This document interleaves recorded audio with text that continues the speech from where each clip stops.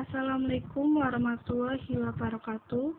Kami dari kelompok 5, mata kuliah Ulumul Quran, kelas hukum ekonomi syariah C, nama anggota Sasi Ramadhanti, Nabila Brian Pertiwi, Husnul Khotimah, dan Begus Mahendra Nanda Pamungkas akan mempresentasikan materi hasil kerja kelompok kami. Di sini saya akan menjelaskan tentang surat Makkiyah wa al-Madaniyah. Pengertian dari surat Makkiyah adalah surat atau ayat-ayat yang turun di Mekah selama 12 tahun, 5 bulan, 13 hari. Sedangkan surat Madaniyah adalah surat atau ayat-ayat yang turun setelah Nabi Muhammad SAW melakukan hijrah dari Mekah ke Madinah selama 9 tahun, 9 bulan, 9 hari. Dalam hal menentukan pengertian dari surat atau ayat-ayat yang diklasifikasikan ke dalam surat atau ayat Makkiyah dan surat atau ayat Madaniyah, terdapat beberapa kategori yang telah dipaparkan oleh para ahli ulama tafsir, di antaranya: 1. Dilihat dari segi tempatnya. Makkiyah diturunkan di Mekah, sedangkan Madaniyah diturunkan di Madinah.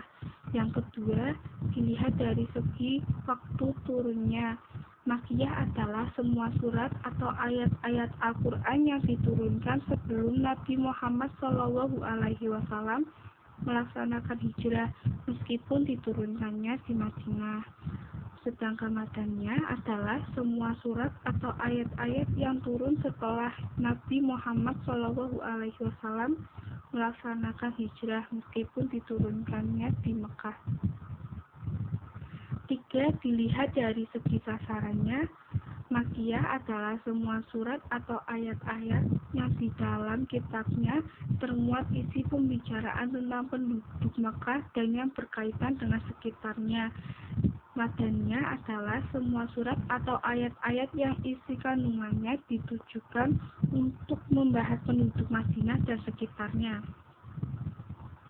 Perbedaan antara Makkiyah wa al-Madaniyah dapat dilihat dari waktu turunnya, tempat turunnya, dan sasarannya. Kemudian, ciri-ciri dari surat Makkiyah adalah: 1. Terdapat lafal kata kala pada sebagian besar ayatnya, misalnya Quran Surat Al-Humazah ayat 4. Kedua, setiap surat di dalamnya terdapat sujud tilawah dari sebagian ayat-ayatnya. Ketiga, diawali dengan seruan Ya Ayyuhan Nasu, contohnya terdapat dalam Quran Surat Yunus ayat 57. Keempat, semua suratnya atau ayatnya diawali dengan huruf-huruf tahaji seperti Qaf, Nun, Ha, Mim, dan contohnya Shad dalam Quran Surat Sa'ad ayat 1.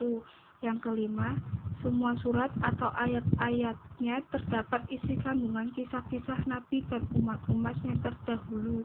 Kemudian, kecuali yang terdapat dalam Quran Surat Al-Baqarah. Yang keenam, salah satu ciri surat Makkiyah adanya kisah-kisah Nabi Adam dengan iblis.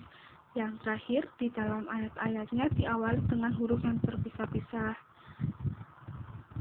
Kemudian, ciri-ciri dari surat Madaniyah adalah: yang pertama, salah satu ciri surat Madaniyah adalah semua surat atau ayat-ayatnya terdapat kalimat orang-orang yang beriman di dalamnya. Kedua, di dalam suratnya terdapat isi peperang atau isi kandungan dari suratnya menjelaskan tentang peperangan, contohnya pada Quran Surat Al-Asr. Yang ketiga, di dalamnya terdapat penjelasan terkait hukum-hukum tindak pidana yang diberlakukan, contohnya pada Quran Surat An-Nisa. Yang keempat, di dalam surat Madaniyah salah satu cirinya menggambarkan tentang perilaku orang-orang yang munafik, contohnya terdapat dalam Quran Surat An-Nur ayat 47-53. Yang terakhir, di dalam suratnya dibahas oleh para ahli kitab tentang mereka yang dianjurkan untuk tidak terlalu berlebih-lebihan dalam beragama, seperti yang dijelaskan dalam Quran Surat Al-Baqarah, Quran Surat An-Nisa, Quran Surat Ali Imran, Quran Surat At-Taubah, dan lain-lain. Kemudian, apa sih manfaat dari mempelajari surat Makkiyah wa Al-Madaniyah?